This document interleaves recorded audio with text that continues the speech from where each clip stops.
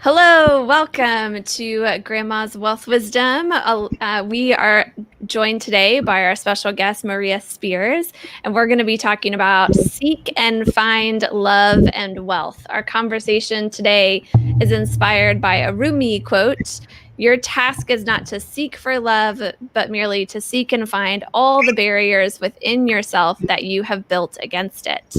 And Maria happens to be a professional love and life coach, but she's got some really cool things to share with us about how her work with love can translate into our thoughts and feelings and actions related to money. I've got a warning for everyone before we jump in, but let me continue with Maria's bio for a second. She helps accomplished, big-hearted women create their happily ever after love story and live the life of their dreams. So, ladies, she's your woman to help you see that happen. And she does that by creating sacred healing spaces where hearts can be healed and women can be compassionately cared for and unconditionally accepted, which I love that. So I'll warn you, if you haven't picked up on it already, today might be a little woo-woo for some people, but go along with us here. Let's get a little woo-woo. Let's get a little in our hearts and in our bodies as it relates to our money. And then we can always wheel it back in, right? And think about more of the tangible, practical things. I found it to be really helpful to kind of think way out there, way out of the box, and then bring that back in terms of seeking creative solutions and creative ideas for our money. So that's a lot. Welcome, Maria. I'm so glad to have you here. Anything else you want to say by way of introduction? I am so pleased to be with you and your audience, Amanda. Thanks for having me. Yeah, thank you. So tell us a little bit more of your background, like what brought you to be a love and life coach, and what you're kind of doing with that now too. Okay. So my path was a dual path. I started early on in my career coaching hundreds of young people on how to create and achieve the goals they had for themselves. My training was along those lines early on. And then my second path was that my 16-year relationship ended in divorce. And I realized at that point I was at a critical junction. I had to figure out how to overcome, the fallout from divorce and a lifetime of heartbreak in relationships, and also figure out what led me to those relationships in the first place so I wouldn't keep repeating that. And so it set me off into a personal growth direction. And along that time, I started to train as a professional coach, and I began to coach ladies and men how to overcome heartache and develop the confidence to go out there with love for themselves and find the right partner. So I kind of combined my early training and additional training in mindset change methodologies through the years, along with about 20 years worth of research into what all the experts are saying about dating, love, attraction, and relationships. And I end up creating a 4-step path that I take all of my clients on to help them overcome their past barriers and find the right one.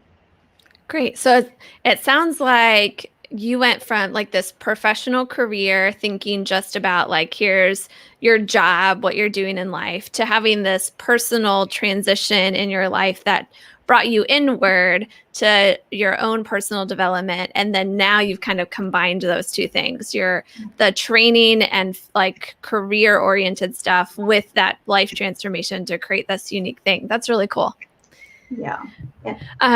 So yeah, go ahead. And I was going to say that part of what I learned in my personal growth process and kind of overcoming a divorce is that early on, nobody gets a manual on how to find love. How do you find the right person? Mm-hmm. And in fact, not only are we not given a manual, but we pick up all of our knowledge and examples from our parents early on, from all the people around us, from our church, from the media. And a lot of those examples are not right for us. And I realized also in some of my studies that a lot of this is developed subconsciously from the very beginning of our life. It starts like a software program that's installed after the factory, after birth. And that software program is like a blueprint for how we experience our love relationships and our relationships to money. Mm-hmm. Mm-hmm. Yeah. When we were talking before, you had such great examples of how this blueprint happens and how, we're nurtured into specific things with our love and our relationships, and how similar that is with money. Can you talk about what some of those barriers are and give the audience some examples? Yeah, there are some interesting examples related to the similar barriers for love and money. And some of them are, for example, I don't deserve this much money. Mm. I don't deserve this much love. Yeah. That's kind of programmed into you if there's a certain amount that you got or you didn't have. Your family didn't have much money, or you didn't have much attention or love that you needed early on. So the other one is, who am I to want or expect more? So Yep. you kind of stop yourself, like, oh, I'm not that special. So just let me keep myself small. Let me stay along with my family pack.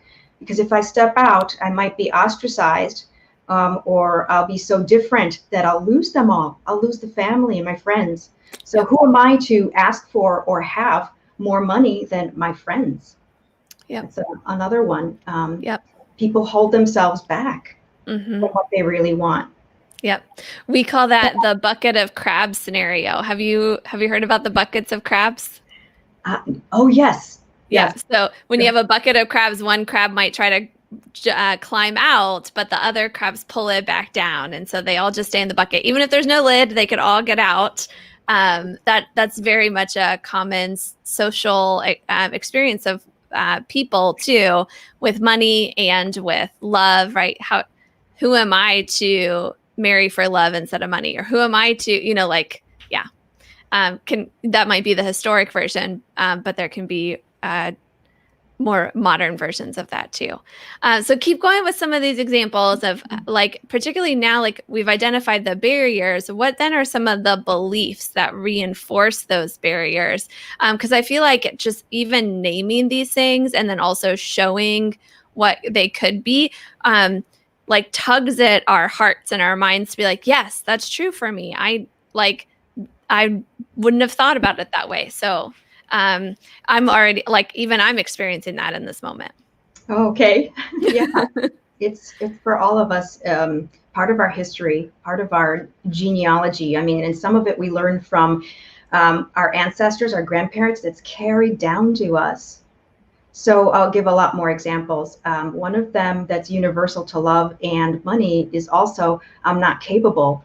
I don't know how to find the right person. Or I don't know how to save money. I don't know how to invest. Yeah. So I'm not a numbers person.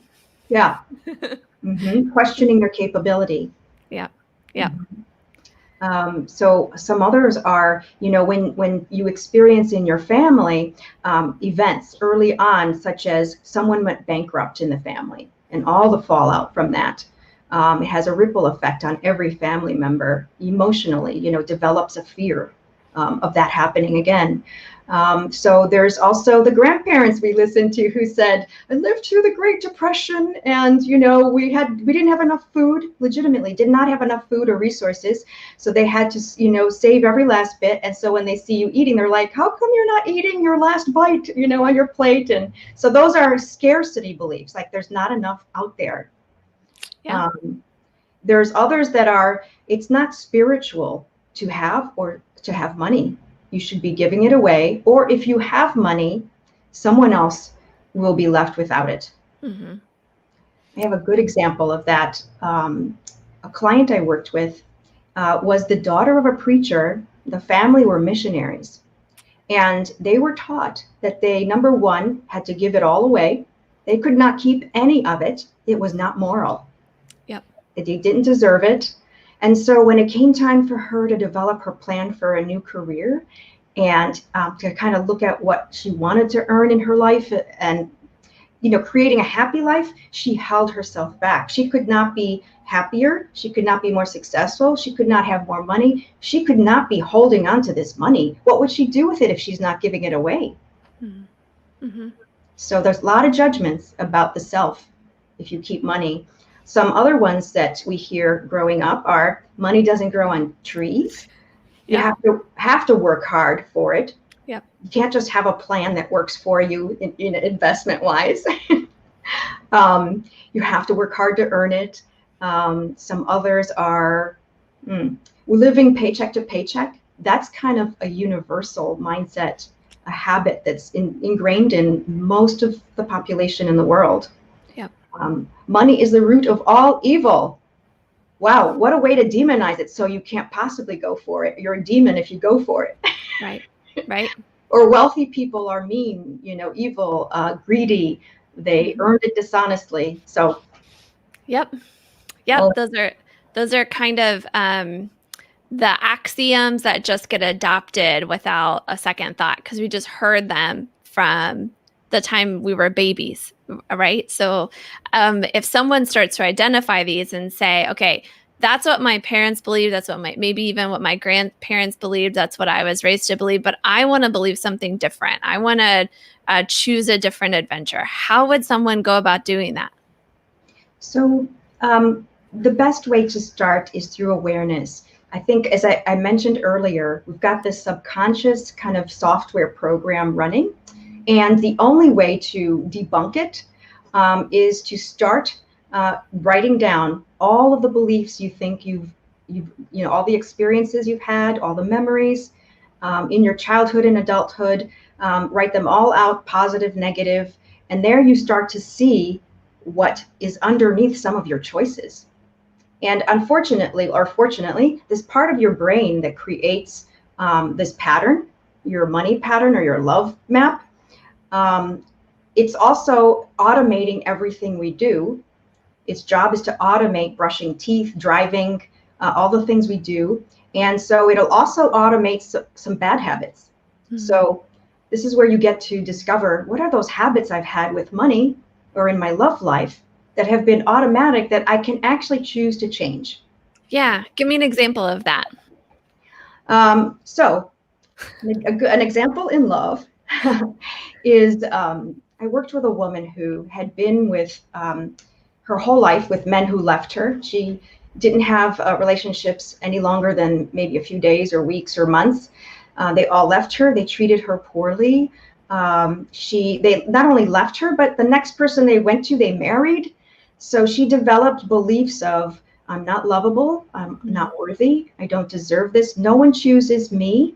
And so we worked on those beliefs to help her understand that she is lovable, and that she not only will she be chosen, but she is in the driver's seat. She's the queen choosing her king instead of waiting to be chosen.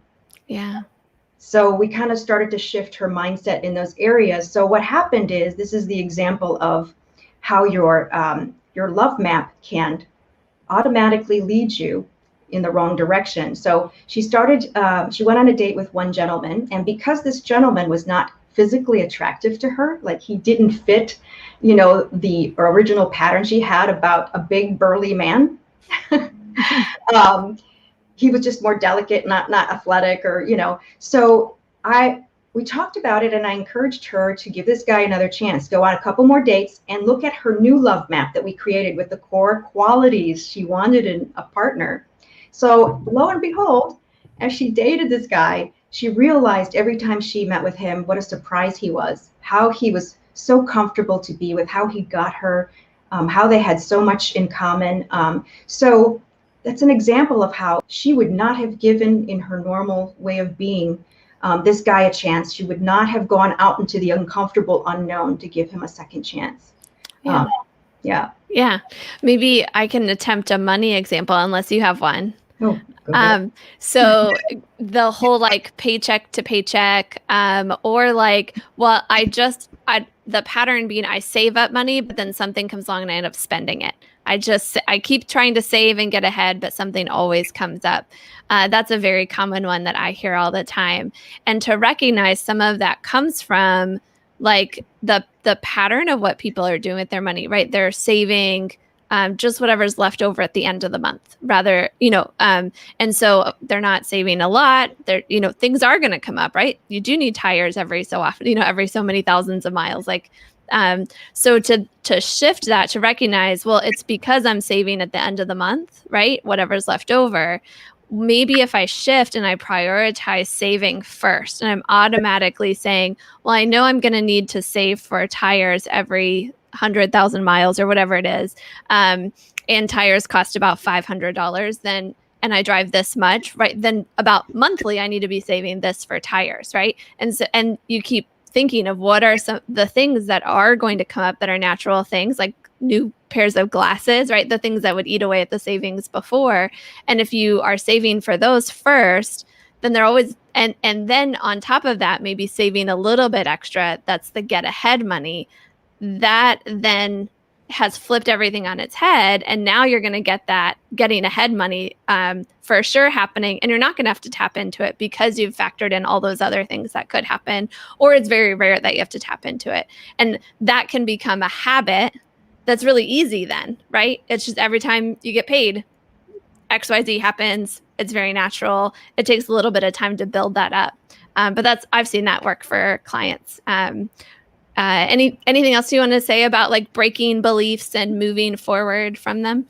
Yeah, so there's a couple more. One of them is working with someone like you and me who helps people break those habits and set the new goals, and helps support them through the new goals so they don't revert back to the old habits. We help people kind of become aware of what the old patterns are and the beliefs behind them. And we help them set the new goals and beliefs about themselves. So that's another thing that I was going to mention. Also, as you're setting the new beliefs and new goals, I approach with clients in two ways. I ask them to chunk it to a believable small chunk. Like if you want to increase your income, ultimately, or your savings, let's say, to $200,000, but you're at $5,000 right now, maybe your next chunk should be $10,000 in a certain period of time. So yeah, something more believable that your brain can compute. The other thing I ask clients to stay focused on, instead of staying focused on the failures of the past or what could go wrong, to stay focused on how your life will be different when you achieve this, those wonderful things you plan to achieve and enjoy when you take on these new habits. Yeah, I love those three things. The first one's a great reminder. You could do this alone, but it's so much easier, so much faster, so much more like it's possible to stick with it and see results if you do it with a guide, someone to help coach you through it, be there when things get hard, stuff like that. And then the second thing with breaking it down into chunks, love that idea, because especially monetary things can seem so difficult. I imagine that's true with love. If I want to have a spouse, it's such a big dream, but to I want to go on one date, right? Like that's a very different thing. I love that. I do that all the time. Like what's the next action? What's the one thing I could do? And then what was the third thing? Sorry, I'm just so excited about what you're sharing. And should be taking notes on what you're going towards instead of what you're running away from. Yeah. So, especially with people that have businesses, I hate looking back at the history of their finances. It's maybe you'll have to look back and fix things for tax purposes, but for actual strategy and deciding where to go in the future, the past, actually looking back, is more harmful than helpful. 100% agree with that. Yeah. In there lie the beliefs in love as well of I've failed before, I'll fail again, I'm sure to fail again. It's just this belief it's not going to work for me. Yeah. And that makes sense. To break it, you've got to do something different. And then keep doing the different thing to reinforce that. So when you're working with people, you're taking them through this process, what does that actually look like? If let's say an awesome lady is listening right now and wants to hire you, what should she be expecting? Okay, so I do offer a complimentary Discover Your Love Map call, so we can look at what that old love map is, and so I can help someone assess what their next steps are. But when they start working with me, unlike therapy, where you're looking at the past to see how it's affecting your present, we start where you are now and your goals to move forward. And coaching is more collaborative. Even though we follow a 4-step process, it depends on where the woman is coming from. Is she coming off of a divorce or a breakup? Or is she in the middle of a relationship she knows she wants to leave? Or is she just out there single or divorced and stuck and not making any moves to, change her love life? So it all depends on where they start. But no matter what, I help them uncover the old love map, because that, affects everything. And we create basically a new love map for them to pursue, where you have, the must-have qualities in a partner, and they have deal breakers. I help them develop their self-love and confidence so that they will feel worthy of exactly the man they're looking for, so that they know what gifts they bring to a relationship.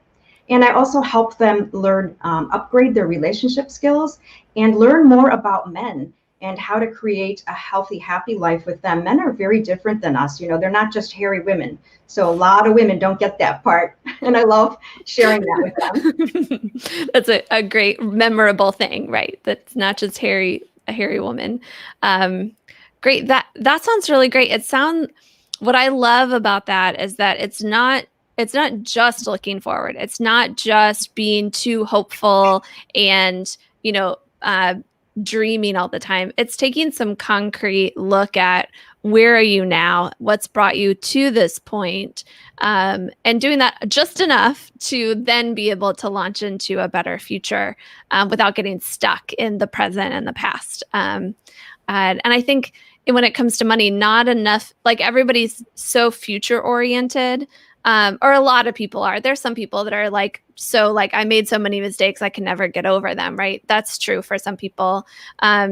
But for a lot of people, it's how can I make more? How can I, get that $1 million in my 401k or whatever? And that they forget to then stop and evaluate what they're doing now and what brought them to that point. So that's a really great reminder when it comes to money, and how the process has to start a step backward from where a lot of people might think it starts. But speaking of the future, and I want to end on a personal note.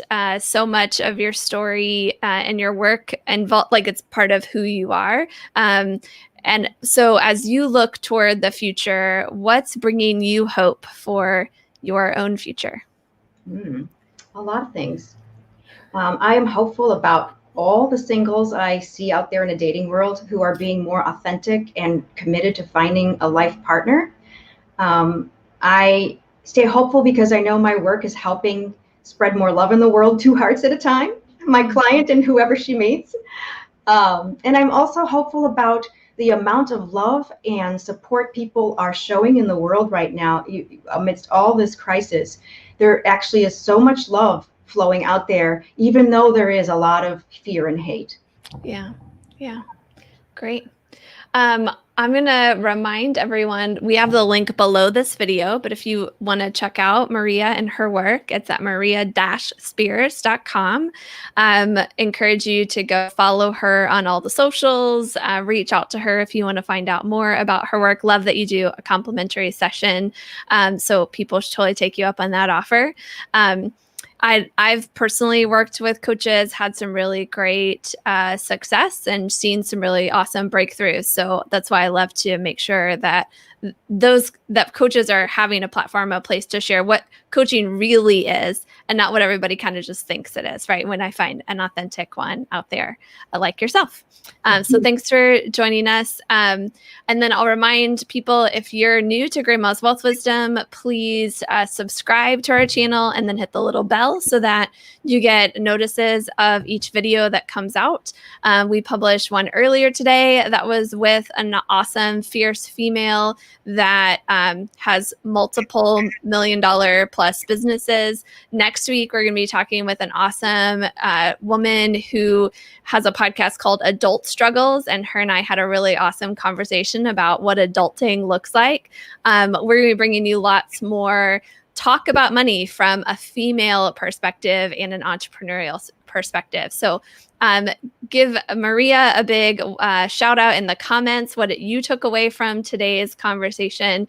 Ask any follow-up questions. I'll be sure to help Maria find them when they come up in the comments, and we'll try to get back to you. Of course, if you have any questions for me, that's a great way to reach out as well. And now for the grand finale, thanks if you've listened all the way to this point. Maria has a really awesome question to help us start to shift our mindsets, even with just one question. And I when she shared this question, I thought it was really powerful. So it's what we're going to end with today. Okay. So the question to ask yourself is, what if I believed that I'm worthy of all the money and financial security that I need and want? And Can the you next say it one more time? Yeah. What if I believed I'm worthy of all the money and financial security that I need and want? And then a follow-up question could be, so what if I believed I'm capable of it, capable of achieving it? Love that. Thank you so much. Thank you. It was a pleasure to be here.